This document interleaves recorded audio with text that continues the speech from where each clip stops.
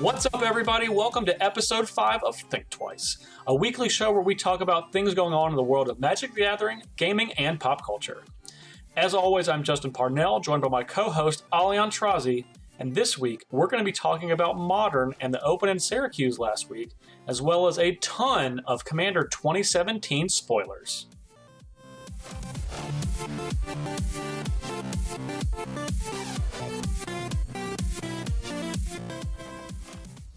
All right, Ali. Modern has happened with Hour of Devastation. And I believe you have something to let everybody know. I told you so. Again. Again, yes. I told you so on Hazoret and Boomer Courier in Mono Red. And now I told you so about Hour of Promise. So an Hour of Promise was spoiled. I said that it's going to see play in the Valakut decks over Through the Breach.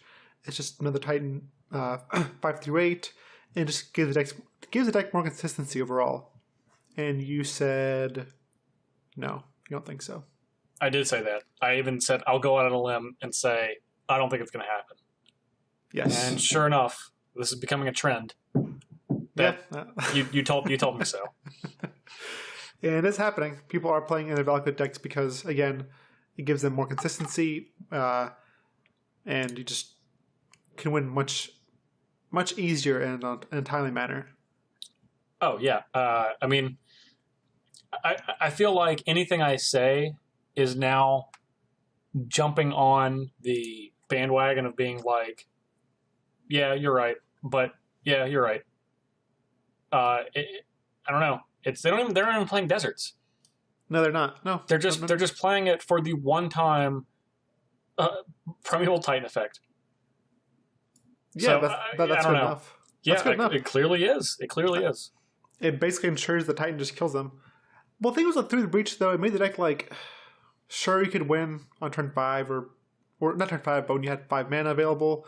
But the problem was you needed Through the Breach and Emrakul or Primeval Titan. Yeah. And your opponent could like disrupt you by countering it Through the Breach, and like you just do nothing at all. Or they can like vanilla click you in response Through the Breach and like take away your Primeval Titan. You're just like, And so now you just, tap out, return, tap out, and then they die. Yeah, I mean, like you said, you kind of take away the extra option of killing them with a big chunk of damage with Primeval Titan, because you get, if you threw the Breach of Primeval Titan, you're going to get up to 6 damage from the Titan itself, plus 4 into the battlefield triggers, 4 land searches, rather. But this just makes the deck so much more consistent. Yeah. You don't get 4, you just get 2. Yeah. But again, it's way more consistent. You don't need 2 cards.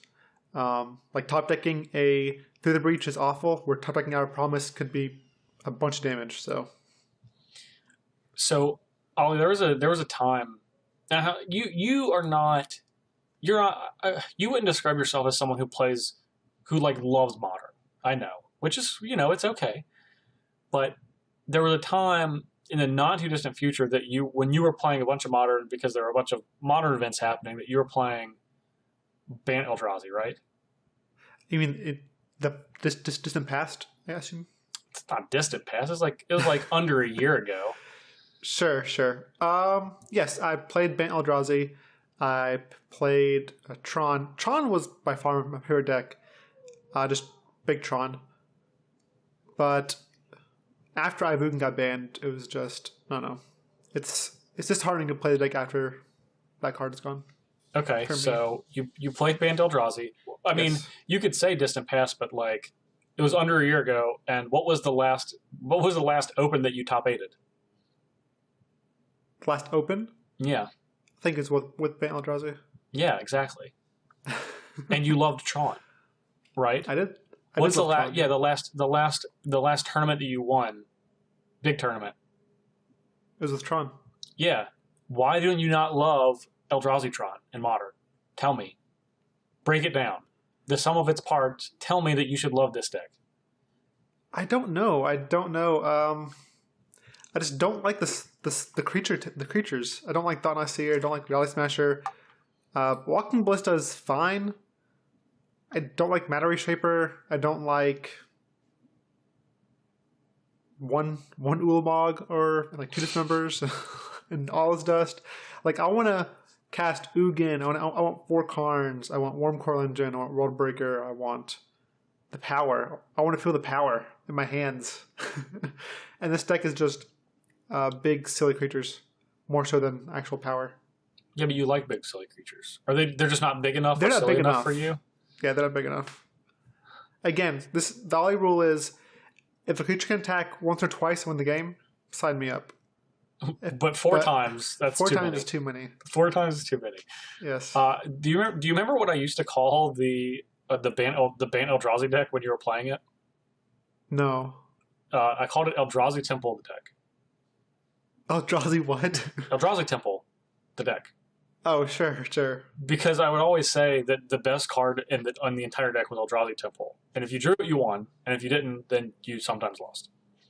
Yeah. But this deck, it takes that to a whole nother level because you have like a bunch of Eldrazi Temples with Tron. And this isn't like a new deck. Todd Stevens has kind of been the one that has been, championing this deck. And he won an Open with it earlier this year. But after it takes the top 2 spots in the Syracuse Open, which was, over 900 people that played in this event, so a pretty big Modern event by any standards, is this the best deck in Modern now? I don't know if it's the best deck. It's definitely, I think it's clear as Tier 1 deck. I'm not sure it's the best deck. Yeah, I don't think it's the best deck. I was just trying to trick you into saying it was the best deck. Oh, yeah. No. I do wish they would have banned Eldrazi Temple instead of Ivugin. That's because you're a dirty, dirty Tron player, though. Yeah. And you just want it for your Tron and ways. That's true. I'm not going to lie. That's definitely true. But I think Eldrazi Temple is also the more powerful card. Like, it's very hard to do a turn 2 Thanassir with Ivugin compared to Eldrazi Temple. Well, you have to have 2 Eldrazi Temples and have a turn 2 Thought-Knot Seer. Well, no, you can have like turn 1 Noble Hierarch, turn 2 Eldrazi Temple, and then play your... yes, as opposed to turn 1 Noble Hierarch, turn 2 Eye of Ugin. One of those lands needs to produce colorless. Like Eye of Ugin does not produce colorless. I guess that's true. Yeah, I don't know. I don't stack. I disagree. No, they don't stack. You don't need them to stack. You know when they stack? When you play more than one creature in a turn. Because it's like you get to untap it to play the second creature. If the Eldrazi deck was Eye of Ugin, play 4 or 3 or 4 mimics, go, I think it's more explosive, but overall the power is not as strong. I disagree. I think you maybe should go back and watch the very last Modern Pro Tour, Pro Tour Oath of the Gatewatch, to find out the ultimate answer to that question. Because I believe it is definitely Eye of Ugin. I don't think so. I think we're gonna have to agree to disagree on this. Sure. One. You guys should let us know what is the card that deserves to be banned more, or is just the more powerful card. You could let us know at jparnell1 on Twitter, at Ali Aintrazi on Twitter. Which one is more powerful? Eye of Ugin, Eldrazi Temple. I think Eye of Ugin is a more powerful card. I just think Temple is less powerful than Eldrazi Tron. Maybe so. Maybe. I don't know. I think they're both powerful. I just think I takes it. Okay. So moving on from Eldrazi Tron, how do you feel about the state of Modern as someone who loves Standard?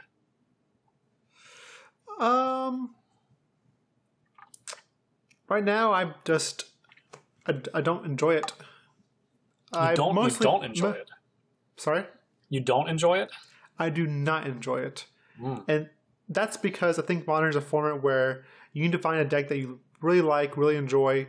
And once you find that deck, then Modern becomes like an amazing format, a very fun format, an exciting one. But the deck I liked got neutered. And then my brews tend to be good for a week or two, maybe like a month or so, I guess. and then after that they are not as good. Like I tend to top 8 with them or do well with them when no one knows what's going on, but afterward it's not as great. Talking about Bant turns specifically, like that's the most recent deck. Yeah. Well, I mean, that's kind of I don't know. I kind of feel like that's the format. Is the good thing about Modern is you can just play what you want, and it rewards being comfortable with the deck and knowing the metagame surrounding that deck. You don't need to know if you're playing a Drowsytron. You don't need to know the matchup between Affinity and Death Shadow, but you need to know all of your matchups. And I know that sounds simple because I don't want to oversimplify it because that's how Magic is played when you're playing any deck. But it's in Modern, where there's so many decks, I feel like that's extra important. All right, Ollie, anything else on Modern before we move on?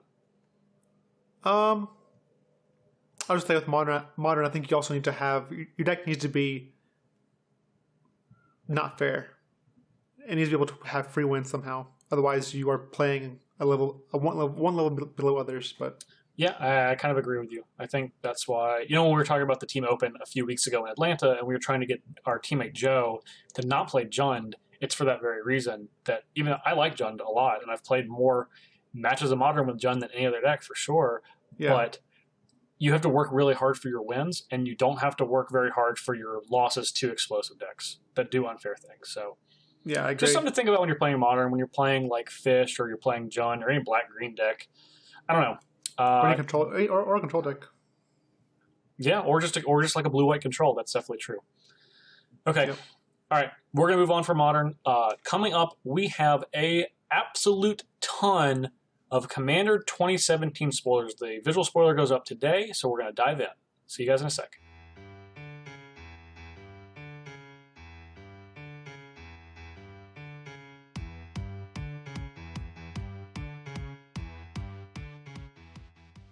Okay, Ollie, we have the Commander 2017 pre-constructed decks before us, fresh with 54 brand new cards that, as we noted last week, are legal in Commander and Vintage and Legacy pretty much only. Now, yes. I know you do not play a ton of Commander as it stands right now, even though we've talked a couple of weeks ago about you wanting to put more Commander decks together. Yeah. But I play a lot of Commander, and most of our listeners, especially today, probably also play a lot of Commander. So I have a lot of thoughts, feelings, emotions about all of these cards. So I have a question for you to start. Do any of these decks make you want to buy them to start playing Commander? Yeah. Yep. Two of them specifically. I'm sure. Okay. I'm sure you can guess which ones they are. Okay. I am going to say I'm gonna go by process of elimination. So we have cats, dragons, vampires, and wizards. I'm going to say that it's not kittens. Correct. Okay. And I know that one of them that you definitely are interested in is wizards. Yes. Okay. Since you were talking about, you even said specifically earlier, if I can attack with a creature 2 times and kill you, that's good, and if it's more than that, it's bad. So I'm going to eliminate vampires, and I'm going to go with dragons, which has a 10/10 creature as its face card on the front of the box. You would be correct. Ding, yes. Ding, ding, ding, ding. Okay. So, for those of you that watch Commander Versus, I'm going to give you guys a little tiny spoiler for next week. We were able to get some advanced copies of all 4 of these new decks. Played them on Commander Versus. That's going to air next Wednesday. So if you're not already watching, you should definitely watch because you're going to get a preview about a week and a half before these decks actually come out. We got to play with them last night. I'm not going to spoil what happened. I will tell you I played the Wizard deck. And I guess we'll start with Wizards since I played the Wizard deck. Sure. Going out of order. Obviously, I wrote cats for Ollie to talk about first, and then I jumped to wizards. Anyway, so I think how we're going to do this is let's talk about the face card, and then we can talk about each of the other 2 cards that are like foil in the deck, which are 2 other 3-color or, well, whatever color the decks are, legendary creatures. 3 color for wizards and vampires, 2 colors for cats, 5 for dragons. The face card for the wizards is Inala, Archmage, Ritualist. As someone who is interested in doing shenanigans, you are a shenaniganer generally. Does this card pique your interest? Yeah, it does. It actually kind of reminds me of a little bit of Riku of True Reflections. Okay. Yeah, I see that. I see that. The difference between this and Riku is, like all of the face cards in each of the decks, this has a outrageously powerful ability, which is a keyword. It's like the main keyword for this set, which is called Eminence. Eminence allows you to have the ability, whether the creature is on the battlefield or in the command zone. Inala's is like a incredibly busted enchantment when she's in the command zone that you literally can do nothing about. Inala says, when she's in the command zone or on the battlefield, whenever a non-token wizard enters the battlefield under your control, you can pay 1 generic mana. If you do, put a copy onto the battlefield of that creature. It gains haste, exile until end of turn. This card has busted combo potential written all over it. Ridiculous. Yeah, seems sweet. Seems sweet. I mean, it definitely is. I would imagine that if you're putting this deck together out of the box, it's not. I can tell you, it's not broken. But most people are going to take these cards and add them to their collections and build around them. I don't think it's going to be easy to make an incredibly fair deck with this card as your general. Its ability leads to some really demanding of attention game states.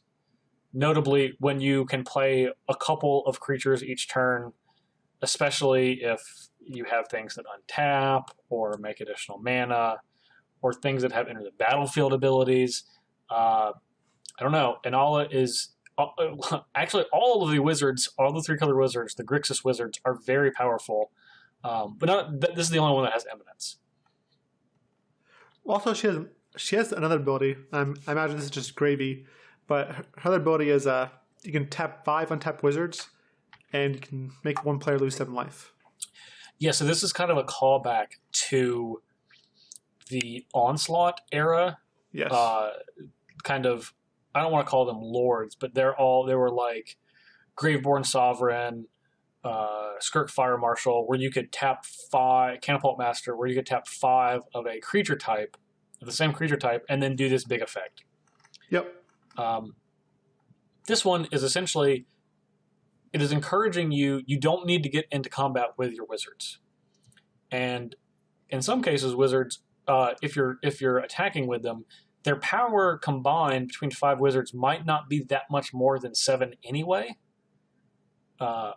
Also to note, it's pretty good with Inala anyway, because if you play 2 wizards and have her out in the same turn, you can just tap all of them and make someone lose 7, along with going through all of the other wizardy things you're doing when they enter the battlefield. And does the 7 count towards commander damage? It does not, because you have to deal combat damage to a player with the creature to count as commander damage. So it is just loss of life, but it's still pretty powerful. Good question. It's kind of a rider on the card, because I actually do think this is the most powerful of all of the Eminence cards, and its secondary ability, which is making someone lose 7 life, in my opinion, is the least powerful of all of them. So they balanced it pretty well.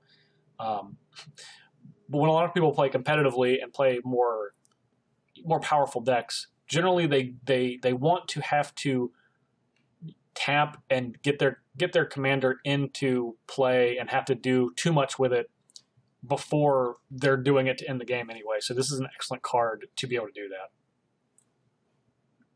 Okay, moving on.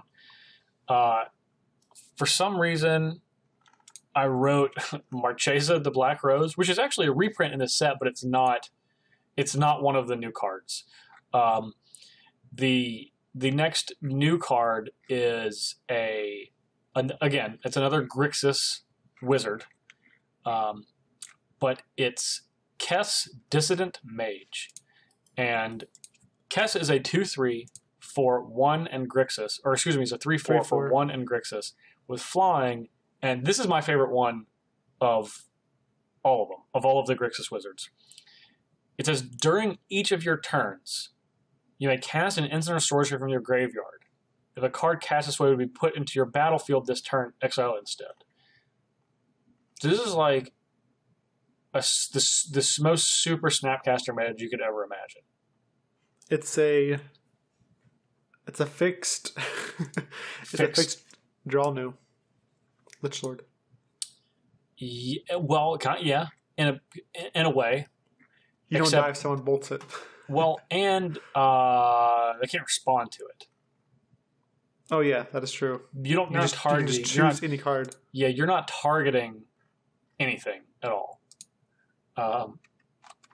It's, I don't know. This one seems like the most fun to me. It's the mana cost is right. It has flying, so it can tangle in combat a little bit. I like not having to target stuff. This is definitely a good it's a good control-y card because you can kind of just play it, protect it, and then just start playing stuff out of your graveyard. The fact that it doesn't target is really powerful. I don't know. Yeah. I think people are less excited about this card than other cards, but I'm not. This is one that I'm definitely this is the one that I'm more likely to make a deck around. Yeah. Another notable thing on this card, it says, if a card cast this way would be put into a graveyard this turn, exile it instead. Now, as cards resolve naturally, they go into graveyards, right? Yes, this is Jace's text. Almost. But what if they don't go into graveyards? What if when they resolve they don't go to the graveyard? What if you play a card with rebound? Or what if you play a card with buyback? What if you cast Capsize or Forbid and pay the buyback cost? It goes back to your hand. It does go back to your hand. So buyback, it says you can pay an additional cost to cast a spell. If you do, put this card into your hand as it resolves. It doesn't even go back to the graveyard. That seems crazy to me. This is where this card could get broken. And there's, like I said, Forbid and Capsize are two pretty good buyback cards. There's even a few other good ones. So yeah, like Walk the Aeons. Like Walk the Aeons, of course. See, look, I left the time warp for Alia to mention. Okay, man. Actually, if you can play 3 lands a turn, somehow, like Crucible, maybe not Crucible, but some way, you can just take infinite turns with her and Walk the Aeons. If you can somehow replenish your lands. Yeah, I mean, like you don't even have to do it. You actually don't have to do 3 lands every turn. No, you don't. If you do 2 every turn, you could cast Walk the Aeons with buyback from your graveyard, get it into your hand. Yep. Play a land, cast it from your hand without buyback. Yep. Next turn, cast it with buyback from your graveyard. So actually, if you can play 1.5 lands a turn, then you can take infinite turns. Yes. Or if you just need 5 turns in a row because you need to ultimate a planeswalker or do some shenanigans. Yeah, shenanigans. You can do it pretty easily. That's what the wizard deck should be called. It should just be called shenanigans. Yeah. The most shenanigan-y of all is the last legendary creature. Mm-hmm. Is Marisol the Pretender. And Marisol says, when Marisol the Pretender enters the battlefield, you may exile an artifact or creature card from your hand or graveyard and put a cage counter on it. Okay, so card disadvantage, it's a 4/4 for 4, which is not too bad. Then it says, Marisol the Pretender has all activated abilities of all cards you own in exile with cage counters on them. So note, it does not count if this instance of Marisol exiled them or not, just if they have cage counters on them. That's sweet. You may activate each of those abilities only once each turn. So if you plan this right, and again, you can get these out of your graveyard too, so it's not like you even have to have card disadvantage. You can just get them out of your graveyard after you use them. You could have... you could combo with like Necrotic Ooze to get all of the abilities, which gets all of the other abilities. You could get Sensei's Divining Top to top every turn. You could get Mirage Mirror to, if someone tries to kill this, you could turn it into something else. And then when it comes back at the end of turn, or when it turns back into a creature at the end of turn, you can do these other abilities. There's like the possibilities are literally endless with this card. I'm sure there's all sorts of wild stuff that we're not even thinking. This seems up your alley. This one seems up your alley of all of them. Yeah, my gear's like trying to think what I can play with it. Or Exile. Like Arcanist, I think, is like my first go-to. Yep. Draw New is also really good. Speaking of... Yes, Draw New. You've said Draw New 2 times in the last 3 minutes, so... Yep, he's also good. Disciple of the Ring is a good one. Oh, Disciple. See, I always forget about that card. There's a lot of good ones. I think it's my Doge. What about something that blinks itself? Then you could go real crazy. Oh yeah, especially if it blinks itself. So like turn. Like Deadeye Navigator. You could play it, exile Deadeye Navigator, blink it again. It comes into play. You cage something else. Then you can activate the ability again. Huh. Yeah, because you can activate any of the abilities one time, but not more than once. So, man, I don't know. That's crazy. It's very, very shenanigan-y. Yeah, it's very shenanigan-y. It's very shenanigan. Okay, so there's a few other cards. There's a few other cards in this deck that are wizards. They're pretty cool. There's Magus of the Mind, which is, as everyone has been waiting for their entire life, Mind's Desire on a Magus. He costs the same as Mind's Desire. He's a 4/5 for 4 blue, and you just pay blue, tap him and sack him, and then you Mind's Desire, essentially, right on a creature. At least he also has a big body, so he's not easy. He's not fragile. No, he's been bulking up. He's been bulking up in the 15 years since Mind's Desire got printed. Yeah. We already talked about not a new card, but Marchesa the Black Rose got reprinted in this deck, which is super sweet because that card is really powerful. There's a new card called Vindictive Lich, which is pretty sweet. It says when Vindictive, it's a 4/1 for 4. So when it dies, choose one or more. Each mode must target a different player. So it rewards you or punishes your opponents for having different opponents in the game. The modes are target opponent sacrifices a creature, target opponent discards 2 cards, target opponent loses 5 life. So it's not a ton, but if you can recur this guy, that probably gets super duper annoying. Oh, yes. I like to call it Lich mode. Lich mode? Yeah, if you keep recurring this guy, you get to Lich mode. This is something you do. I can see you do with like some Ashnod's altar type deal. And you know why? Because this is also a zombie. Yeah. So I'm into zombies. That's my favorite tribe, zombies. So of course it is. I'll figure out some super annoying way to get into Lich mode and keep returning this over and over again. Go ahead. Where's Tygam? Which one? Because there's 2 Tygams. There's one. There? Yes, there is. This is actually one of my favorite things about this commander set. There is a Tygon from the Khan's timeline, which is Tygom Sidisi's Hand, and there's a Tygom from the Dragon's timeline, Tygom Ojutai Master. So, that is sweet. That is sweet. Tygom Ojutai Master is significantly better than Tygom Sidisi's Hand. I have to be honest. Tygom Sidisi's Hand is still pretty sweet. It's a 3/4 for 5, so skip your draw step. During your upkeep, you essentially cast Strategic Planning. You look at the top 3, put 1 in your hand, 2 in the bin. You can tap a black and tap Tygom, exile X cards from your graveyard, and then target creature gets -X/-X to end turn. So it's not a bad card. You can kill pretty big stuff pretty quickly because you're filling your graveyard up with his own ability. But Tygom Ojutai Master we'll get in the Dragon deck because he's in the Dragon deck. He's also Tygom Sidisi's Hand also works really well with that Golgari one that says skip your draw step, but you draw cards equal to of your hand size. What card is that? We apologize for the sorry. typing and the clicking. Well, whenever you're doing like previews and spoilers and stuff, you're always going to be moving around your browser page a little bit. So Man, I feel bad for not knowing this. Not knowing her name. I should have known her name. It's the Golgari. I thought you'd know. I don't know if it's Golgari, but it's a. I think it's Soul Tie, and it says keep your draw step. At the beginning of your upkeep, refill your hand until you have 7. Oh, Damia, Sage of Stone. Yeah. Yes. Oh yes. yeah. Oh yeah. No, that's super sweet. Yeah. Seems sweet with Tygom. So yeah, it is. Good call. Good call on that. Look at you. See, you're commanderin'. My wheels are turning. Look, you commanderin' so good over there. One of my other favorite cards in the Wizard deck is Galecaster Colossus. This one's up your alley, also.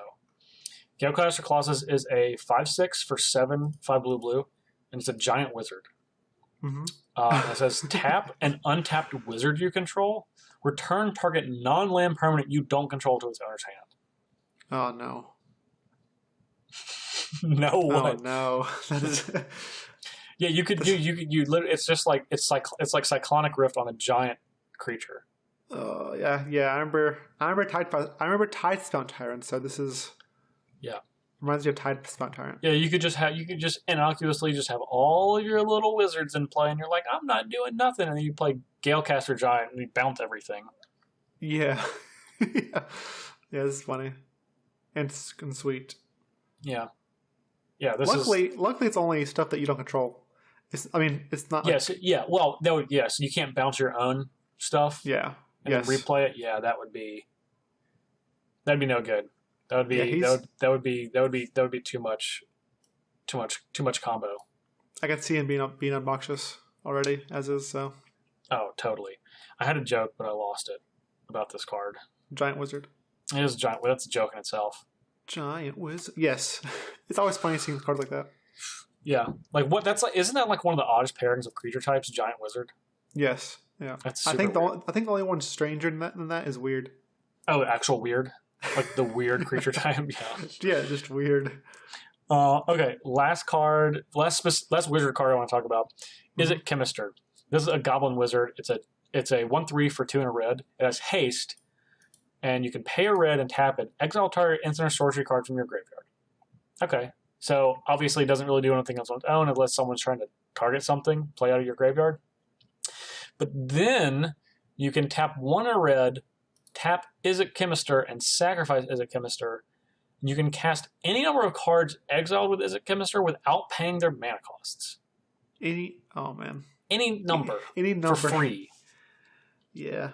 This goes into your Marisol the Pretender BS deck that you're trying to combo kill. You're like, oh, we'll have all these instant sorceries to go along with the creatures and artifacts that Marisol's exiling. So I'll just exile these and then cast all this stuff for free. And you can do sorceries and then sacrifice it it says cast without paying. Okay, so you can't cast sorceries on your opponent's turn. I take it back. But even still, you cast like Ingaruk's Wake or Rise of the Dark Realms or Clone Legion or all these gigantic Cruel Ultimatum, all these gigantic obnoxious things for free. Or Time Stretch. There we go. See, back in the time warp mode. Oh man, just exiling Time Stretch that early. Like if you can like discard it somehow and then exile it. You could do this on like turn 5. Turn 5 Time Stretch. That seems like not fair. Yeah, and if you have oh my god, 1,000-Year Elixir, where you can untap this guy, cool. Or anything you can untap him, yeah. Or Primal Surge. There's a lot of busted sorceries that you can do some silly things with. Or if you happen to have in my opinion, the most busted card currently legal in Commander, Mind Over Matter, and you play this guy, you can tap him to exile something. You can discard an instant or sorcery to untap him, exile that. Discard an instant or sorcery, untap him, exile that. You could literally just go through and cast your entire hand for free if you have the requisite red mana. It's not fair. It's not meant to be fair. So for the next one, we have some of the cards I got most hyped for when they got spoiled. Let's go over some of the dragons. Okay, sounds good. I feel like these are the two that are up your alley. Wizards and Wizards and Dragons. Well, I remember telling you, I was like, hey, Parnell, I need some good five-color commanders. Do you know of any? Yeah, you actually did say that to me like 2 months ago. Yeah, you're like, I was like, is there anyone besides Child of Alara that can play? Because Child just seems like a failsafe. Is there anything else I can play? You know, like Atrax is cool, but she's not red. And I was like, okay, but you kind of left it there. But now there's a ton of five-color dragons now. Not a ton, but a lot more options. I mean, sweet. 3 more. That kind of is a ton. It is. Like that might just double it because we have Child of Alara. I'm not sure what else we have, but like that 3's a lot. You had Scion of the Ur Dragon, which I was talking to you about, is generally used as more of a combo card. Yeah. But now the face card of this set is the actual Ur Dragon. Yes, not the Scion of it. The actual just Ur the Ur Dragon. Yeah. All right, so the Ur Dragon costs 4 Wooburg, and it has Eminence. As long as the Ur Dragon is in the command zone or on the battlefield, other dragon spells you cast cost 1 less to cast. Which is pretty powerful when all the dragons are expensive. Yes. I mean, that's just a powerful effect for your commander deck to have. Yeah, anything cost reducing is always really powerful. It also has flying, of course, and it's a 10/10, yes. It ticks all these marks. You can attack someone with it twice and kill them. Yep, check. Except for in commander, you need to give it +1/+1 somewhere. Man, it's good enough. It's big enough. 10/10 is big enough for me. 10/10 is big enough for you? Okay. Yep. And it says, whenever one or more dragons you control attacks, draw that many cards, then you may put a permanent card from your hand onto the battlefield. Yeah, this thing is busted right in half. This is sweet. I know it costs 9, but you're getting your money's worth. Man, I just want to cast this thing and put lightning greaves on it and go to town. That is sweet. You can draw a card, then play... Not even play, just put it into play. Put it in play. Just puts it. Just like, here you go. Here it is. Yeah, that is. Sign me up. Where can I sign up? Well, that's not even like. This is not even my favorite of all of the 5-color dragons in this set. You know what? I'm already hyped. I like Dragon more than Wizards already. Yeah, I know. I know you will. And again, minor spoiler warning for. Commander versus, but we saw all these decks in action. Pre-constructed wise, the Dragon deck is the best deck for sure. I can comfortably say, in a pre-constructed sense, this is the best deck. It is insane value. If you have not pre-ordered this deck yet, and if you can still find it at MSRP, you should just get it. It's awesome. And honestly, if you are trying to build a Dragon deck, it is a fantastic deck to pick up. Like, they seriously did a very good job with this deck. So you're telling me I'd buy this one now, right? Yeah, I mean, honestly, if you were talking about making a 5-color deck, yeah, I would definitely buy it. If you could find this for MS, if you can buy this for like $40 or less, or $40 even, yeah, I would definitely buy it. You're getting $40 worth of value out of this deck without question. All right, I'm on it. Okay. All right, have you bought it yet? This also, not yet. Okay. But I'm going to. This is also sweet with changelings, actually. You can like probably do some funny thing with changelings. Oh yeah, definitely. I mean, there's a lot of this wants you to make a lot of dragons. A lot of big dragons might cost cheaper. Have as many dragons as possible.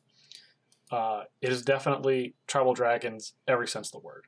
However, my favorite legendary creature in this set, and there's a lot of them, is probably Ramos Dragon Engine. One soft spot in my heart because it's from Arcadia, which is the first big set that came out when I was playing Magic.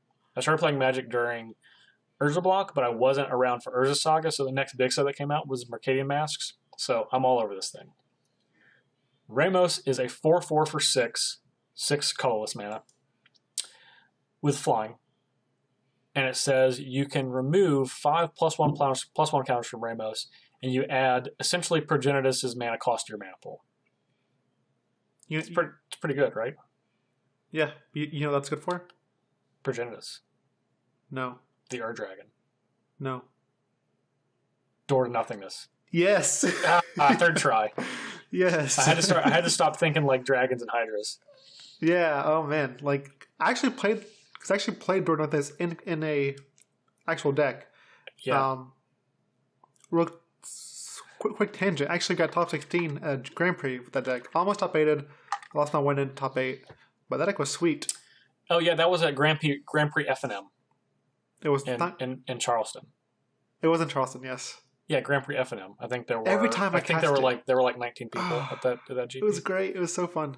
Okay, so I purposely left out the most important part of Ramos. Obviously, he says you can move 5+1/+1 counters from Ramos. Add white, blue, black, red, green to your mana pool once each turn. But the sweetest part of this card, it says when you cast a spell, put a +1/+1 counter on Ramos for each of that spell's colors. This thing can get huge really quickly and make you a ton of mana. Oh my goodness. If you cast a 5-mana spell like Sign of the Earth Dragon, you can just activate the ability, cast your commander. Yeah, and you get more. And you keep going. Well, once per turn, but still. Sure. Yeah, once per turn. So if for some reason you can cast things on your opponent's turns, think about that. Yeah, with like Leyline of Anticipation or Vidalcan Orrery. Yeah. Yeah. Yeah. That seems sweet, actually. Yeah. Doesn't it? Ramos is awesome. This card's awesome.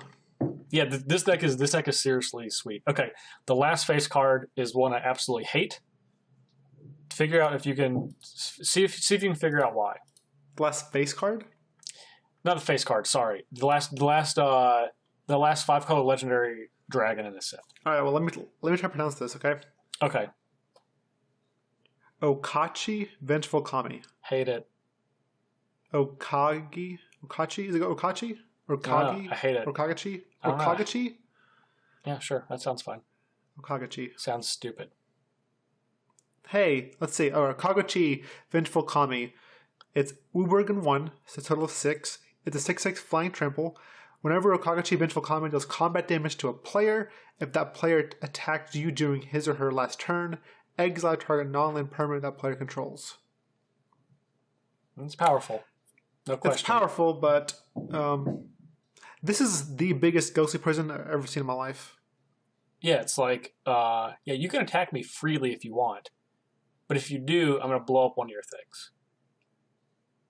I wish it said you or Planeswalker, but still, yeah. Yeah, that's true. That's true.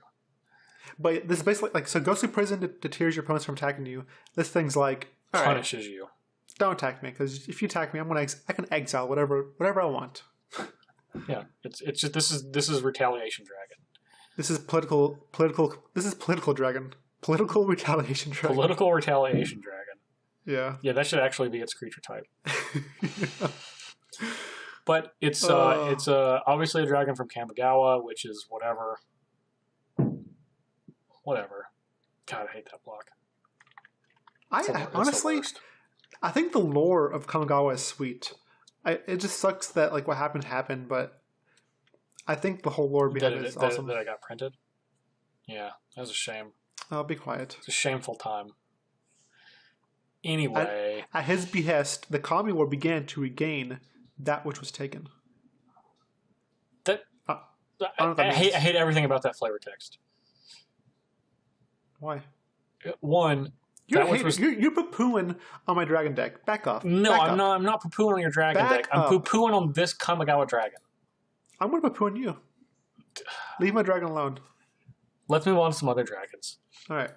Deal. We have Karmic Justice Dragon, Scale Lord Reckoner. It's a 4/4 for 3 white with flying. It says whenever a dragon you control becomes the target of a spell or ability an opponent controls, destroy target non-land permanent that player controls. I really like how the wizards are like, hey, let's team up and do some cool things. Let's tap each other, make them lose life. And dragons are like, hey, you touch me or my owner, which is the planeswalker, which is you. Mm-hmm. We're gonna kill you. This doesn't even say touch. This says, hey, if you look at me, I'm gonna kill you. That's awesome. It's awful. I mean, it is awesome, but it's like this card is gonna be super annoying to play against. No, like this is sweet though, because like it gives you a sense of family, you know? Like we're all taking care of each other, dragons are gonna take care of each other, we're gonna take care of each other. Just kill you. Yeah, don't this look at us. thing only costs 4. This thing Don't only look costs at 4. us. It costs Don't look 5, at us. but only costs 4 with their dragon. It's a hell of a deal. No question about that. That is awesome. Okay, my favorite dragon, no surprise, Boneyard Scourge, 2 black, 4/3 with flying. Because whenever a dragon you control dies while Boneyard Scourge is in your graveyard, you can pay 1 and a black. If you do, return it to the battlefield. Not flashy. It's not flashy, but free dragons, virtually free dragons, is pretty good. It's like a black phoenix dragon, this is weird. It's kind of zombie. weird. It's a zombie dragon. Yeah, it's sweet. Yeah, don't you dare call it a phoenix. It's not. It has a kind of phoenix ability. It's actually really cheap for phoenix ability too. Yeah, it's just 2 mana. You know why? Because it's a zombie, which makes it better than a phoenix. Oh man, it says whenever a dragon you control dies. Yeah. Not even itself. Yeah. No. Any dragon. Oh man, this is sweet. It is sweet. I am all over this. Yeah, the dragon deck's sweet. Okay. Let me see if I can find let's talk about the other Taigam, Ojutai Master. Okay. Wait, is he the dragon? Oh, he is definitely in the dragon deck. Why don't you take a little peek-see at that? Okay, let me see. Yeah, you find that one and read that one out. It's Taigam Ojutai Master. It's a 3/4 for 2 white and blue. All right, legendary creature, human monk. Instant, sorcery, and dragon spells you control can't be countered by spells or abilities. All right, that's pretty good on its own. Yeah, for 3/4. Yeah. Whenever you cast an instant or sorcery spell from your hand, if Taigam Ojutai Master attack this turn, that spell gains rebound. That is really good. That is very good. This is what Narset wants to be. Narset Transcendent wants to be. Yeah, kind of. God, that's really good. Yeah, it's really good. It is. Your spells are also very uncountable. Good. Yeah, and your dragons. Man, this is really good. Yeah, you keep wrapping your head around that one. Like, you cast, Time Warp, you just win the game. Yeah, probably. I mean, you take a turn, it rebounds. Yeah, but you take another turn. And then you can, play... There's a plethora of different time walks, like Capture of Jingzhou, there's Walk Daeons, there's a lot. Savor the Moment, there's a lot of time walk effects. Trust me, I know. No, I believe you. And all this asks is that Taigam attacked. It doesn't say deal combat damage or anything. Yeah, just if it attacks. Yeah. So if you have Taigam and you attack and then you Mazavith to untap him and protect him, oh man, you are off to the races, buddy. Yeah. Jeez. Yeah, keep wrapping your head around that one. While your mind is literally exploding. It is exploding. We'll talk about one more dragon. Let me see if I can find a dragon to pick. A new dragon. I wonder if it's actually they considered to print him actual in Tarkir. They're like, you know what, this guy's too strong. Let's push him to actual commander product instead. Maybe that would be super sweet. Let's see. No, I think that's all the good. That's all the good dragons. There's a whole cycle of stuff that's in these decks that we'll get to in a second. So let's move on to kittens. All right. Mittens. Meow meow Meow. There's a kitten dragon too. There is a. Oh, there we go. This is the bridge. So before we talk about cats, we're still talking about dragons. All right, I can do it now. Let's talk about Wei Sorota, Nakoru Queen. It's a 5/4 for 1 black, red, green. You know I like that because it's chunned. Flying trample. Cat dragon. When Wasarota deals combat damage to a player, that player sacrifices a creature. If that player can't, you put a 3/3 black, red, and green cat dragon creature token on the battlefield fly. Not bad. It's fine. Yeah. It's fine. Yeah. That's okay. It's not as good as some of these other cats, though. All right, Meow, tell me what you think about the new face card for the cat deck. Arobo, Roar of the World. Real quick, so is the cat dragon, is she in the dragon deck? Yes, the cat dragon is in the dragon deck. All right, now, Arobo, Roar of the World, 3 green white, so 5 total, 5/5 cat avatar, Eminence. Cavatar. Cavatar. That sounds like a fancy name for caviar. Cavatar? Yeah. At the beginning of combat on your turn, if a robo Roar of the World is in the command zone or on the battlefield, another target cat you control gets +3/+3 until end of turn. That's just Eminence. That's pretty powerful Eminence ability. Yeah, every turn a cat gets +3/+3 for free. Yeah. Uncounterable. Yes. Whenever another cat you control attacks, you may pay 1 green/white, so 3 total. If you do, it gains trample and gets +X/+X until end of turn, where X is its power. So if the cat you target gets +3/+3 and then it attacks, yeah, that's already +6/+6. This reminds me a little bit of Rafik. Obviously not the same thing, but it's kind of similar. Well, true, it's not necessarily the same thing. This says whenever another cat you control attacks, it doesn't have to attack alone. It can you can, and it gives it trample already. This is sweet. Yeah, this is a good card. I'm glad they did this. I'm glad they made a cat thing. Okay. Next cat, we have a new Miri Weatherlight Duelist. And for those of you that don't know, my friend and one of my co-hosts on Commander Versus, John Suarez, he has an actual cat named Miri. Oh, nice. So, unsurprising, he played the cat deck. So, you guys can check that out next week. Miri Weatherlight Duelist is a new Miri. 1 green/white, 3/2, first strike. Whenever Miri Weatherlight Duelist attacks, each opponent can't block with more than 1 creature this combat. And as long as Miri Weatherlight Duelist is tapped, no more than 1 creature can attack you each combat. So Miri encourages you to get into the red zone with Miri, and then she's difficult to block because she has first strike, and probably is going to be a 6/5 from a robo. And then when she's tapped, only 1 creature can attack you back. That is great. Yeah. That's also really also good. Powerful. Yeah. This is perfect time for Miri because we're going back to Dominaria too, so. We are going back to Dominaria. And while Miri will not be there, it is a nice little callback to Dominaria, as there's a couple other callbacks in this set. Okay. The next cat is Nazarand Revered Blacksmith. It's a 5/4 for 1 green and a white. When Nazarand Revered Blacksmith enters the battlefield, search your library for an equipment card and reveal it. If you reveal a card named Hammer of Nazarand this way, put it onto the battlefield. Otherwise, put that card in your hand and shelf your library. And it says when an equipped creature you control attacks, you may tap target creature defending player controls. All right, I like this card in general. I have a problem with it though. There's no green on this card. This is a mono white card. We take flavor and the color palette very seriously here on Thinktwice, obviously, as you guys know.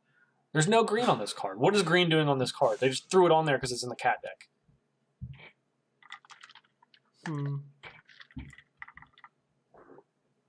Yeah, you're right. It's very white. It's white. The body. That's why. Yeah, it's sure. green embodied. Oh, it's big. It's a big cat. It's green. Yep. Okay. Meow. Now we talk about Hammer of Nazarand. So let's talk about the actual Hammer of Nazarand. It's equipment for 4 that costs 4 to equip. And it says, equipped creature gets +2/+0 and has indestructible. So that's pretty strong. The important part of this, and what makes this, in my opinion, one of the actual best cards in the entire set, I mean, in all of the new Commander product, says, whenever Hammer of Nazarand or another equipment enters the battlefield under your control, you may attach that equipment to target creature you control for free. No mana. That's pretty good. Yeah, it's really good. Argentum armor. Other things that are expensive. This Hammer of Nazarand itself. All of the Cauldra stuff. Oh, yeah. Yeah. So I feel like you now with Nazarand as your leader, you can probably pretty easily make a white-green equipment-based deck with like Stone Hewer Giant, Brass Squires, Stoneforge Mystic, Godo, War Bandit. That's a red card. That is a red card, but you can make a deck, different You deck. could if you wanted to. Yeah, but then he can't. Then Nazaran can't be your commander. All right, you're right. All right. That's important. But being able to equip all that stuff for free is huge. Huge. You have like Pure Soul Paladin. If you have the new one from Oath of the Gatewatch, Cord Stone. I don't remember the name of the card. I'm not going to look it up. I'm going to be honest. There's a couple other sweet cats. All right, my favorite cat for sure is Hungry Lynx. Hungry Lynx is a 2/2 for 1 green. Yeah. And it says cats you control have protection from rats. At the beginning of your end step, target opponent creates a 1/1 black rat creature token with Death Touch. And so whenever a rat dies, not that you control, whenever a rat dies, put a +1/+1 counter on each cat you control. That is awesome. Yeah. It's awesome flavor. The card is actually pretty good on its own. Yeah. It's all awesome. Yeah. Great card, great commander card. Super flavor, 10 out of 10. Good job, Wizards, on this one for sure. Yeah. Also, the art's sweet. It's just like a cat. It's like toying with this mouse, toying with this rat. Yeah, licking its lips, licking its chops like, I'm ready. I'm hungry. Yeah. And then we have the newest installment in the green creatures that enter the battlefield to destroy artifacts and enchantments lineage. Kasali Slingers. It's a 3/5 for 4 and a green with reach, and it says whenever Kasali Slingers or another cat enters the battlefield under your control, you may destroy target artifact or enchantment. Yeah, that's really good. That's very powerful. It's pretty powerful on its own without even anything else. Yeah. I think this card is going to see a ton of play in Commander in general. I agree. You have like Indrik Stomphowler and Conclave Naturalists that are 4/4s for 4 and a green that do the same thing. I would argue that 3/5 isn't really even worse than those, and it has reach, and it's repeatable if you have more cats. Even if you have like one other random cat in your deck, or a changeling or something like that, you get the effect twice. Like Chameleon Colossus or something? Yeah, stop talking about Chameleon Colossus. You know he has protection from black. Yeah, but he's like the best. Oh. You just died to Chameleon Colossus all the time? Is that why? All the time, dude. I literally died all the time. All the time I died to Chameleon Colossus. I still died to Chameleon Colossus. He purges evil from the land. That's why. That's not even his flavor text. You're like making up sweet flavor text for him. He doesn't have sweet flavor text. Well, you're the evil. He has pro-black, so. Yeah, I'm aware. I got the reference. Thank you. Okay. Next cat. All right, we'll talk about this. We'll talk about... No, 2 more cats. I have 2 more cats to talk about. Okay. 2 more cats. Leonin Stalker. This is a sweet one. 2 and a white for a 3/3. Whenever Leonin Stalker enters the battlefield, secretly choose an opponent. I don't know how. I guess stalking Leonin. It is stalking. I guess you like write it down and then slide it under the card. Yeah, that's sweet. And then it says, reveal the player you chose. Exile target creature that's attacking you if it's controlled by the chosen player. It's fun, obviously, in a more than one player game, and it's even pretty good against one person because it's like, even though that you know that they chose them, it's still, as long as this guy's hanging around, he can just kill something for no cost. Yes, yeah. Man, like, this is also. I wonder if like this can, like, you can hit it off like a company. Like, I wonder if it's good for older formats. Seems sweet. You know, it would be good for Legacy if it said you choose a creature instead of target, because then it could get true name nemesis. Yeah, it's still pretty sweet. Yeah, it is. My turn. I'm picking a cat now. Okay, you pick a cat. All right. We're Alms Collector. Excellent choice. Alms Collector is 3 and a white, so 4 total. It's 3/4. It has flash, so 4 mana for 3/4 flash is pretty good. But it also has, if an opponent would draw 2 or more cards, instead, you and that player each draw a card. Yeah, so if your opponent's like, you know what, I want to Sphinx in your turn. I want to Sphinx rep for 20. You're like, hold up, bro. Let me collect those alms. How about you draw a card? How about you draw a card and I draw a card instead? Yeah, so you could call this Meocean Sphinx. Meocean Thief. Meocean Thief? Yeah. Yeah, Meocean of Seeing Winds or something like that. Yeah, well, it's like Notion Thief, but it's Me Ocean Thief. Oh, me. I thought you said me. Oh, meow. I thought you were talking about Yeah, Meosions. it's a reach. It's a reach, okay? Yeah, I got you. Me Ocean Thief. There you go. That's better. Me Ocean Thief. Meocean. Okay. So what happens if you have this? Never mind. Let's not do that. Yeah, let's not. That's a dark, deep rabbit hole Yeah, that's a lot of. that we don't want to know. Yeah. Yeah. Okay. So let's talk about who do we have left? Ah, yes, Your favorite. the vampires. The vampires. The vampires. We have the vampires left, led by the OG himself, Edgar Markov. Edgar. He's a fake OG though. He's not a fake OG. Yeah, he was a human originally. Yeah, then he made himself a vampire. Yeah, that's not OG. That's the most OG of all. All right. He's a 4/4 for 3 and Mardu, red, white, black. And his eminence is whenever you cast another vampire spell, if Edgar Markov's in your command zone or on the battlefield, create a 1/1 black vampire creature token.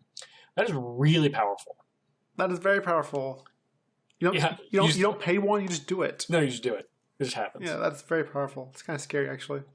And then, after you have enough vampires in play, you play Edgar. He has first strike and haste, of course. And whenever he attacks, put a +1/+1 counter on each vampire you control. You know what? Don't even play him. Just keep him in the command zone, and then place Captivating Vampire and just steal all the vampires by tapping your vampires and more vampires and more vampires. And then vampires, yeah. The vampires. He's not the hardest hitting of the vampires, though. I believe that to be Lycia, Sanguine Tribune. Now, Lycia looks like they're very expensive at 5 red, white, black for 4/4. But Lycia says it costs 1 less to cast for each 1 life you gained this turn. So if you gain 5, then it just costs Mardu. Yep. If it has the commander tax on it, you need to pay 2 more, and you gain 7, it just costs Mardu. Now, if Lycia is your commander, that's not going to be hard to do because your deck's going to be set up to gain life to make him cost cheaper. But it also has first strike and lifelink. So you're gaining that life back already. Yep. And the most important part of this card is going to be the most annoying part. It says pay 5 life, put 3 +1/+1 counters on Lycia. Fortunately, you can only activate this ability on your turn and only once each turn. So you can't just go buck wild and just put a billion counters on this creature. Man. Yeah, that's good. That's good. That's good you can't do that, but it's still powerful card. Very powerful card. It is a powerful card because it can be cheap. It can be almost nothing. Speaking of another card that is literally nothing, it never costs more than this. It costs red, white, black. This was actually, we had 2 preview cards for Commander Versus, and this was one of them, and I'll talk about the other one next. Mathis Fiendseeker. Mathis is a 3/3 with Menace, and it says at the beginning of your end step, put a bounty counter on target creature an opponent controls for as long as that creature has a bounty counter on it. It has. When this creature dies, each opponent draws a card and gains 2 life. So you start bounting up your opponent's creatures, and they're encouraged to kill those creatures and not yours instead. And even if Mathis isn't in play, the creature still has the counter on it, and it has that ability with the bounty counter on it. Yeah, that's sweet. That's sweet for Commander. Again, it's super sweet. Politics, my friend. Yes, the most important thing of all the politics. Yes. Okay, the next card is also one of my favorite cards in the set. Probably it's in the top 5 because there's a lot of sweet cards in the set. But it's called New Blood. This is another one you have to wrap your head around because it seems really simple on the surface. 2 black, black. As an additional cost to cast New Blood, tap an untapped vampire you control. Okay, so not bad. Very flavorful. It's like exerting a vampire to get a new vampire because it says gain control of target creature. Change the text of that creature by replacing all instances of one creature type with vampire. So it turns into a vampire, right? Oh man, it does more than that though. Oh, but it does. So if you steal like a Elvish champion or some lord. Or an Elvish archdruid. Oh my gosh, yeah. Yeah. Or anything. Any kind of lord you basically make it. So the 4-mana mind control that you need to have a vampire to steal the creature. Mm-hmm. Not mind control, control magic, I should say. Yeah, control magic. But it's permanent. It doesn't have an enchantment to go along with it. Oh yeah, it's a sorcerer. It's even better, man. Mm-hmm. And you're right. It is very flavorful. Like that vampire is tapped because it's making a new vampire. Yeah. Basically. So imagine if you took the Ur-Dragon. No, back up. Yeah, I'm taking the Ur-Dragon, and then it says as long as the Ur-Dragon is on the command zone or the battlefield, vampire spells you cast cost 1 less. And then whenever one or more vampires you control attack, draw that many cards and put a permanent on the battlefield from your hand. Nah, bro. Vampires. You can't do that. I'm doing it though. I'm definitely doing it. Nope. Let's try and stop me. I will. I'll try to stop you. Also, the art has Olivia on it, which is sweet. And the flavor text. Now, isn't that better? No, it's not. No, it's not. It's not Olivia. Back up. Yeah. There are a bunch of vampires that are just not even remotely messing around in this set. Patron of the Vein is the least messing around of maybe all of them. Yeah. Read that one. Patron of the Vein is 4 and 2 black, so 6 total. It's a 4/4 with flying. When Patron of the Vein enters the battlefield, destroy target creature an opponent controls. Okay, already pretty good. Oh yeah, I mean, like I would pay that just for that. Yeah, that's it. Noxious Gear Hulk, and that's a little bigger than Shriek Maul. Yeah. Yeah. Whenever a creature an opponent controls dies, exile it and put a +1/+1 counter on each vampire you control. That is absurd. So you play it, you kill a creature, then it gets exiled, and then you get a 5/5 at the very least, or you grow your whole team. Yeah, at the absolute worst. A 5/5 flyer for 6 that kills a creature. That's really good. Yeah, and it keeps getting bigger as any creatures die. Doesn't matter if they get exiled too. Yeah. Yeah. Yeah, this card is serious. This is a really powerful card. It's not even non-token. It just says whenever a creature dies. Yep. Okay. That's really good. Patron of the Vein don't care. No, he don't care. He's dancing around, slicing people up. All right. Let's talk about this one I like. Kiru Mind Eater. It's 2 in black. This one a lot. Yep, it's 2 in a black, so 3 total. It's a 1/3 with menace. 1/3 with menace? What does that do? Well, hold on a second. I'm holding on. What should I hold on to? Okay, I got my drinky. Hold on to your head, your brain. When Kiru Mind Eater deals combat damage to a player, that player exiles a card from his or her hand face down. You may look at and play each card exiled with Kiru Mind Eater. So this reminds me of... It says play too. So if they exile a land, you're like, all right, whatever, I'll just play that. It's not cast, just play. Yeah, just play. So this reminds me a lot of Nightveil Spectre. Remember Nightveil Spectre? Yes. Except instead of getting off the top of your opponent's deck, you get it right out of their hands. So you're stripping cards from them permanently because you exile them, and then you can start casting them. And also, did they change the rule of Commander 2 where if you are able to get a land that adds multiple colors? They did change that rule. Thank goodness. Yeah, so now if you steal, let's say, a dragon that costs 5 colors or something, you can cast it if you have, Chromatic Lantern in your deck, or if you just steal their lands from their hand, too.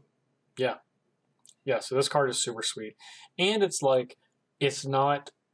it's just annoying at first, right? Because it's just a 1/3 with menace, so it's hard to block. And it's only hitting you for 1. It is getting a card out of your hand, which is annoying. But it's not like you don't want to use this gigantic removal spell on it. That's frequently played in Commander. I would. But after another turn, it's okay. All right, that's probably enough. And then they've already gotten 2 of your cards and maybe cast them. Yeah. And the thing is, you can still cast those cards after it dies, right? No. Oh, no. You No, can't. you can't. Because there's nothing in play that says you can. Well, I don't know. It says you may look at and play cards exiled with Kiru Mind Eater. So I think why don't we look up the wording for Gaunty. Okay. Lord of Luxury. One of my faves. He's luxurious with those locks. He loves luxury. He loves He's so fancy. He's super fancy. He absolutely loves luxury. it says, Galanti says, for as long as that card remains exiled, you may look at it, you may cast it, you may spend any color of mana to pay it. So I think the Kira Mind Eater does have to be on the battlefield. Otherwise, it would have that other wording. Huh. Well, we'll see. Yeah. Maybe you're right. I'm not sure. It's sweet, though, because this is like a awesome take on Ophidian. Like, we've seen Ophidian, we've seen Shadow Mage Infiltrator, we've seen all those cards. This is just a sweet mono black one that's very different. Yeah. But still goes back to that vein. It is. It's arguably better. You like that, though? That vein? No. Oh, yeah. Hey-o. Vampire. Hey-o. Hey-o. Okay. I'm going to talk about one that's a vampire and a wizard. That's just a cool one. It's not a rare or anything. But uncommon. Right. 4 and a black. The 3/4. It is an actual vampire wizard. It's called a Bloodline Necromancer. It has lifelink, which I know how you feel about lifelink. Oh, yeah. I love it. When Bloodline Necromancer enters the battlefield, you may return target vampire or wizard creature card from your graveyard to the battlefield. And I can confirm this is in both the wizard and the vampire decks. Oh, that is sweet. I like that. Yeah. So it's a cool little tribal card. If you're playing either of those decks for any reason, this is just like an auto include. Really, really powerful in the wizard deck because of your general. You can just copy it and then double something. Bring two wizards back, like Vindictive Lich. You can go Lich mode on people. Lich mode. Yeah. That's silly. That card is a sweet card. I mean, 5 mana to reanimate something. I mean, that's like what we pay. Zombify is 4 mana. Yeah. And 5 is like rise again or Unburial Rites. Yeah, 5 mana is fine. You also get the body's nice. A 3/2 lifelinker. 3/2 lifelinkers. No small solid thing. body. Yeah, definitely. Yeah. Okay, so let's go. We have 2 cycles to go over. We'll start with a cycle we were talking about before the show, and that is the curse cycle. Okay. So you did a little research on this one before. So yes, if you notice all the curses, it has the same person pictured. He's on the Curse of Vitality, Curse of Verbosity, Curse of Disturbance, Curse of Opulence, Curse of the Bounty. It's all the same person. And so the first thing I do is look at this like, do you know this guy from lore anywhere? Like, what's going on? Is he from Innistrad? And then you look at the artist. Well, first of all, the artist is the same artist in all the curses. So then a quick Google search shows me the picture of this artist, and it is him. So the artist of all the curses put himself in the art of all his art, which is kind of cool. Yeah, and the art on I like the art on all of these because it's like the art's really interesting. The curses are real interesting because it's like curse of sometimes it's like something good. Like Vitality, Verbosity. Disturbance is really good, but Opulence, Bounty. So it's like, it's actually like too much. Yeah. It's like you're too much of this. And something bad is happening because of too much. Because you have too much of this, people are attacking you in the game flavor-wise because they want it. Yeah. So like, the white one gives life, the blue one draws cards, the black one puts 2/2 into play, the red one gives you a gold token, which is really sweet. And the green one allows you to untap all non-land permanents you control, which seems awfully powerful. Yes. That one seems like the most powerful. In a vacuum, anyway. So this cycle is pretty sweet. I like the art. Even though it's, it's just like a funny little thing for all 5 of them. It is still it's a pretty cool cycle. Oh man! So if I cast Curse of Verbosity on you, pass a turn, and then an opponent attacks you, they draw a card, and I draw a card. Yeah, exactly. This reminds me of like a heuristic study type deal that's can get at hand. Yeah, so it encourages you to be the owner of the curse. You want to be the one cursing people, and then whenever other people do stuff, you get a bonus from it. That's awesome. Yeah. They all seem sweet. Yeah, they're all pretty sweet, except for the white one. Yeah. Why does the white one cost 3 and you only gain 2 life? I think it should cost 1. It should cost like 1 white.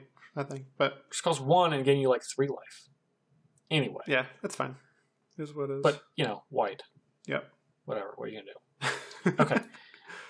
And then the last cycle that I want to talk about is the Kindred cycle. Yes, I saw There's this. a cycle of 5 monocolored cards, and they all have a pretty powerful effect that says choose a creature type. So, in my opinion, the best one is Kindred Dominance, which is 5 black. It says choose a creature type, destroy all creatures that are not the chosen type. So this is literally just a gigantic sweeper for basically everything but your creatures. Unless someone else has some other stuff hanging around. This is... Huh. This is just basically a 7-mana Plague Wind instead of 9 mana.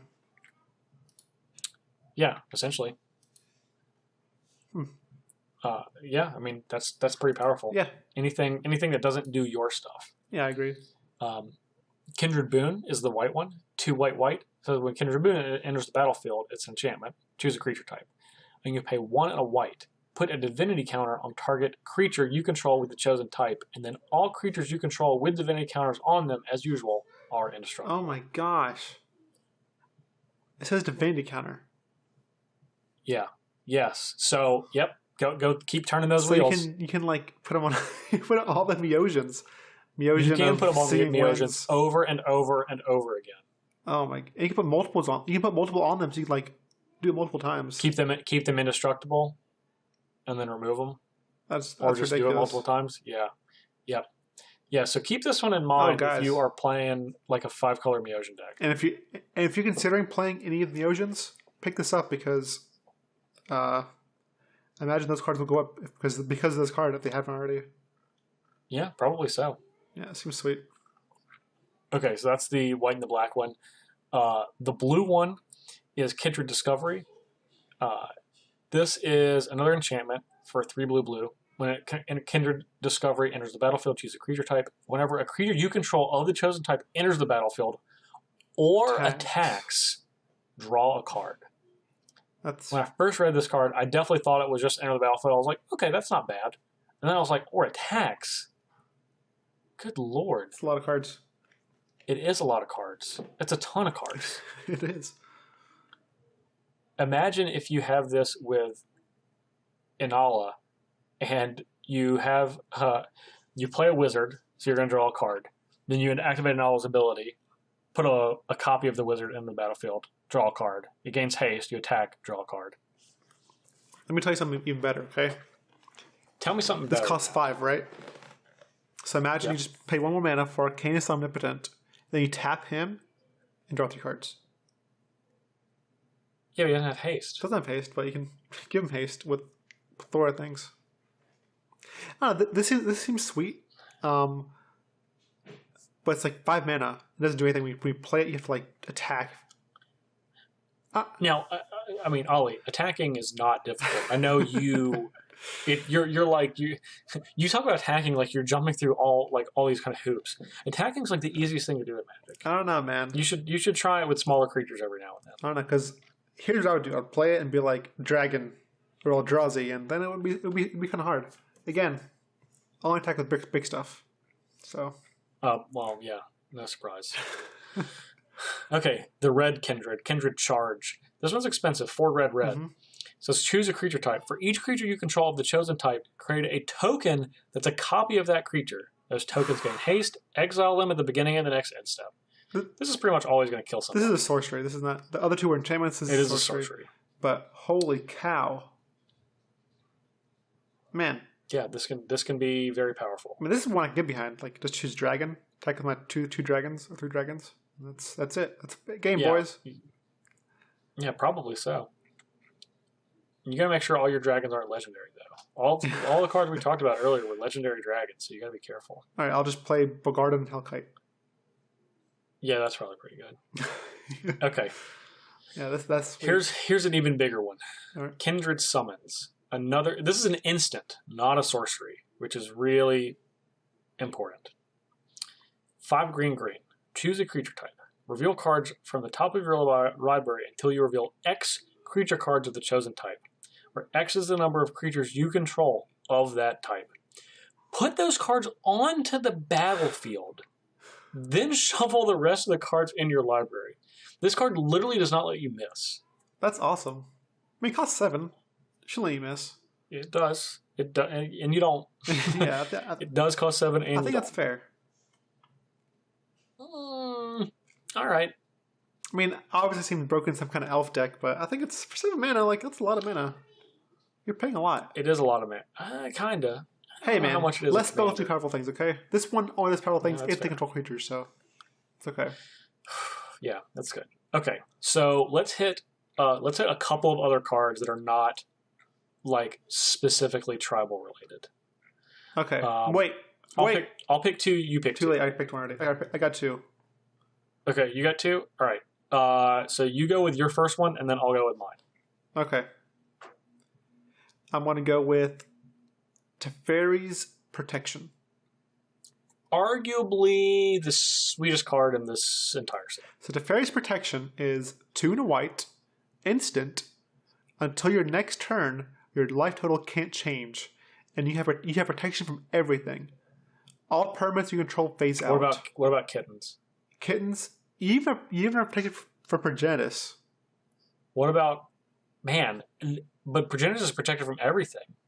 Not from fairy protection, because it doesn't target. Okay, so your life total can't change. You have protection from everything, let's talk about and all permanents you first. control phase out. What does phasing mean exactly? So the easiest way to explain phasing is you have all of your stuff that's going to phase, right? Mm-hmm. You got it? Yep. Okay. Get a blanket. Okay. Okay, you got a blanket? Yep. All right, throw it over all the stuff that phase out. Okay. All right, they're phased out. Okay. They're still there, but they're not there at the same time. Oh, wow. Okay. So you just get a blanket, and you just throw it over. So Teferi is just throwing blankets on all his people. Yeah, he's just blanketing everything. That's awesome. And what's great about this ability is also if you... Like, when you untap, you get all your stuff back, nobody can respond. You can't respond, because no one can respond during the untap phase, so everything just phases back in. It just happens. So what if I play this and then cast Bound with Glory? What is Bound with Glory? Or that enchantment says, at the beginning of your upkeep, if you control no other permanents, or no cards in your hand, you win the game. But you will... the Chi stands alone? Well, that is one. There's also... Baron Glory? Baron Glory, that's what it is. Baron Glory. Sorry, I apologize. Well, you'll have that. You'll have the permanents back, though.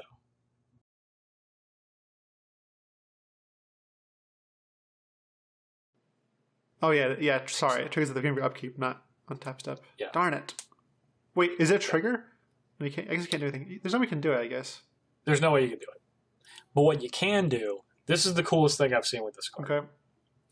All right, so you have something that says opponents can't play spells or abilities during your turn, like Grand Abolisher or Solemnity? What is that card? No, the card from I think it's just Solitary. The card from Visions. I literally can't think of it, so of course I'm blanking. All right, let's just say Grand Abolisher. Mm-hmm. And then you have the card Lethal Vapors. You know what Lethal Vapors is? No. All right, it's an enchantment for 2 black. And it says whenever a creature enters the battlefield, destroy it. Uh-huh. And anyone can skip their next turn to destroy Lethal Vapors. Oh, wow. If you have Grand Abolisher, you can literally, and it costs 0 to do it, so you can just activate the Lethal Vapor abilities 1,000,000 trillion times and then cast Teferi's Protection. Oh, it also works with a creature. There's a creature, too, that does this. Chronoservant, or Savant. It's a giant. Chronosavant? Sorry. I knew I was close. Yeah, you're close. You get that one. Yes, this one is... well, I guess you have to pay mana, so it doesn't work. You have to pay mana with this one, though. It's Lethal Vapor is better. Yeah. All right, you know what's sweet with this card? Actually, that is probably the sweetest thing I've heard. Yeah, that's a good one. So you literally just skip all of your next a million turns, and you're like, all right, you guys figure it out. Let me know when I win. Oh my gosh. That is sweet. That is so sweet. Yeah, it's pretty sweet. It's a pretty sweet little combo. You know what's so sweet and on color with this card? What? Teferi's Protection. Balance. Yes. So we were actually talking about the how realistic that could be in Vintage. Man, that is. Oh my gosh! Can you imagine doing that in Commander? No one would like you.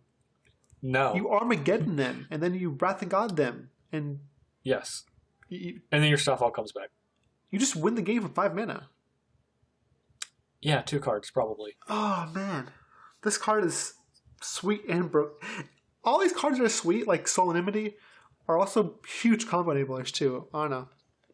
Oh yeah, this is a sweet one for sure. Yeah, I wonder if you picked the best one out. I wonder if we'll see phasing again in Dominaria. No, I do not think so. Okay. I think it's a one shot. It is too confusing ultimately. However, they did change the phasing rule. Tokens come back now from phasing. Yeah. So I wonder if it's going. Thank goodness. Yeah, I wonder if that's actually a thing because they're going to bring in Dominaria. Like it seems. I think it was just this card, but I mean it could. Then why change the rules for it? I don't know. Maybe this could be an Ollie's told you so in 6 months. in a couple of months. Yeah, in 6 months when we start seeing Dominaria stuff. All right, you're up. Okay. All right. Since you took the sweetest one, I'll give the next sweetest one. Fractured Identity. Fractured Identity is a sorcery for 3 white blue, and it says exile target non-land permanent, so not bad. Each player, other than its controller, creates a token that's a copy of it. Yeah, that is sweet. So you literally kill something, exile it for good, any non-land permanent, and then each other player except for that person gets it. That is sweet. It's messed up. Is this in the Dragon deck or the Wizard deck? That's in the Dragon deck. Oh, baby. Mm-hmm. Yep. The Fairy's Protection's in the Vampire deck. So, you can win the game with this card, right? If you combo with Demonic Pact? Or no? I guess it doesn't win. No.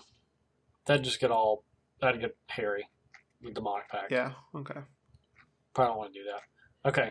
All right, your turn for the next one.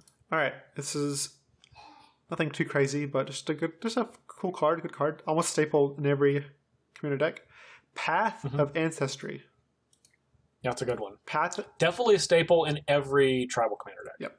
So Path of Ancestry is a land, and it enters the battlefield tapped. It's okay though. You can tap it, add to your mana pool 1 mana of any color of your commander's identity. So it's basically a command tower that comes by tapped, but wait, there's more. When that mana is spent to cast a creature spell that shares a creature type with your commander, scry 1. That's really good. This is pretty sweet. It's like a command tower, it just comes into play tapped, but if you play a creature with it that shares a type, you just get to scry for free. Yeah, this is really good for, 5-color commander decks. Mm-hmm. Definitely. Even if they're not super creature based, it still is an enter the battlefield tapped land that just makes 5 colors. And if you happen to cast a creature, then you just get a free scry for nothing. Yeah, now we have Command Tower, we have Path of Ancestry, we have Reflecting Pool, we have Vivid Lands, we have Cavern of Souls if you want it. Yeah, you got all sorts of stuff. My body's ready. Yeah, you're ready for your 5-color dragon. I am. Okay, last card we're going to talk about. I knew I'd be able to get this one because there's no way Ollie would talk about it. Bloodforged Battle Axe. This is the equipment for 1. It says equip creature gets +2/+0. So that's a little bone splinter. You equip it for 2. Yep. But it says whenever equip creature deals combat damage to a player, create a token that's a copy of Bloodforged Battle Axe. So you literally keep making battle axes when you hit people. You just keep making them over and over again. Yeah, this is too much.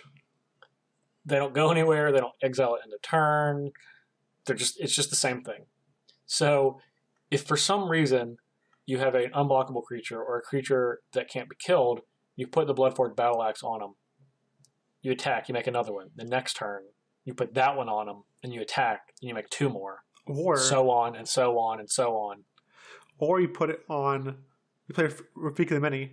equip this something, has double strike, so you attack, and then you get 2 of these because it's double strike. It has first strike and normal damage. Yeah, it's pretty good. Yeah. That's pretty good. That's weird. It's pretty good. This is the first time. Hey, here's something even crazier. If you have Hammer of Nazron, if you have that out, you play Budge for Battle Axe, equip it to your double strike creature, attack, hit them, make another one, equip it to the double strike creature again, hit them again, you make 2 more, same turn. Wait, how are you equipping against the speed? Because it says Hammer of Nazron, whenever another equipment enters the battlefield under your control, you can attach it to a target creature you control. You're right. Yeah. That's what I want to do. That's gross. Let's do that. Let's just start chopping Ollie down, chopping those dragons down with this battle axe. Why are you doing that, man? You gotta start somewhere, man. I'm gonna chomp you down with my dragons. All right. Well, you'll get a chance. Commander 2017. I think these come out August 25th, so it's 2 Fridays from now. 2 weeks from now. So if you guys have not picked out a favorite deck, the full spoilers for the decks are up now. You guys should let us know which one is your favorite. You can let us know at jparnell1, at Ali Aintrazi on Twitter. Hit us up. Let us know what you think. What do you think, Ali? I think it's great. I'm ready to buy the dragon one. I'm going to buy the dragon one. Sweet. All right. We are done for today. So we're going to chat a little bit on the other side, but we will see you guys in a second.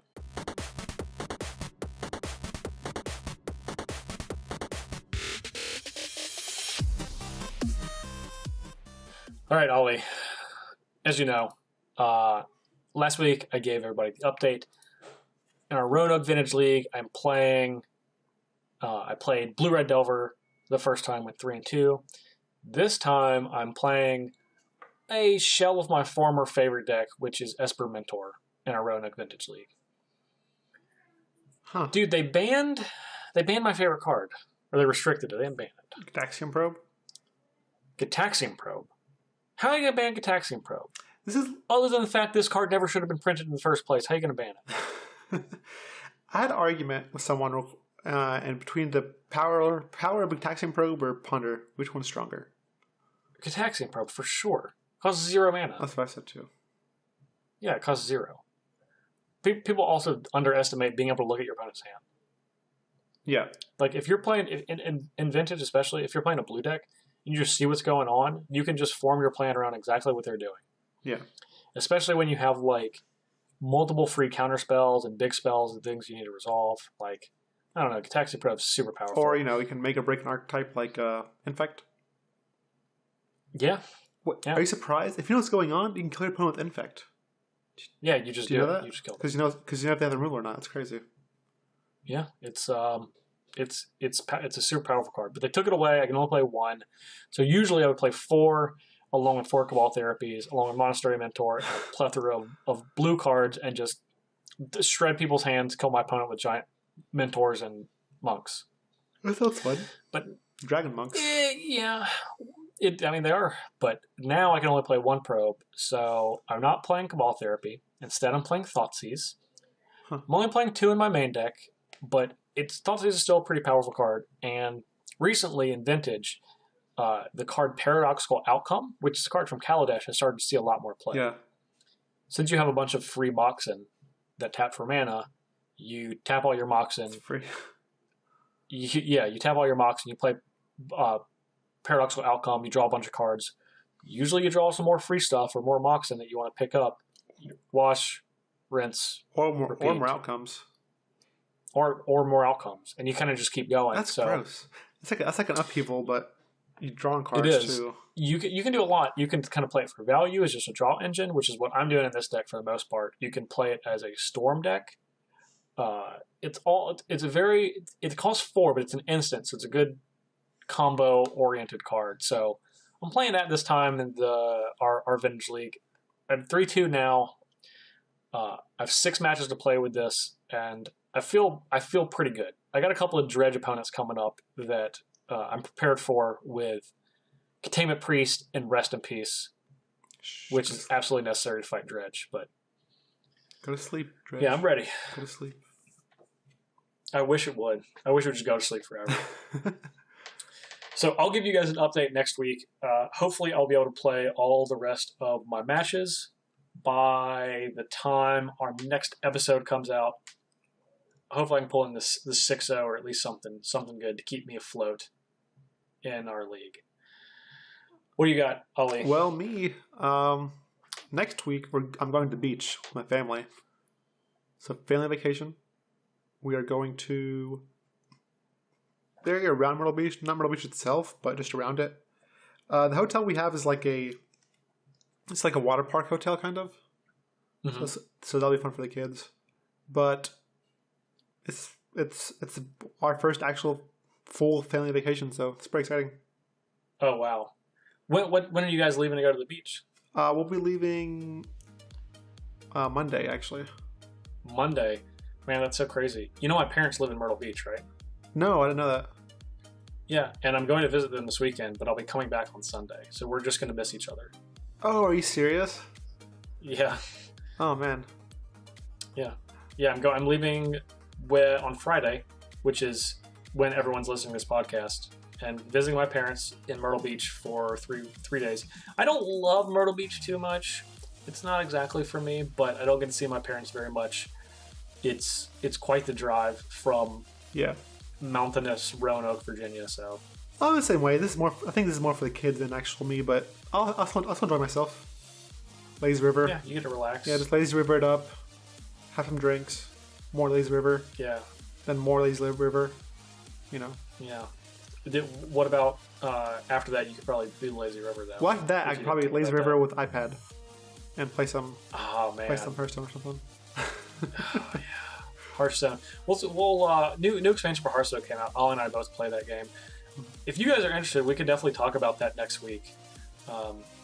I know we're both pretty excited. Yeah.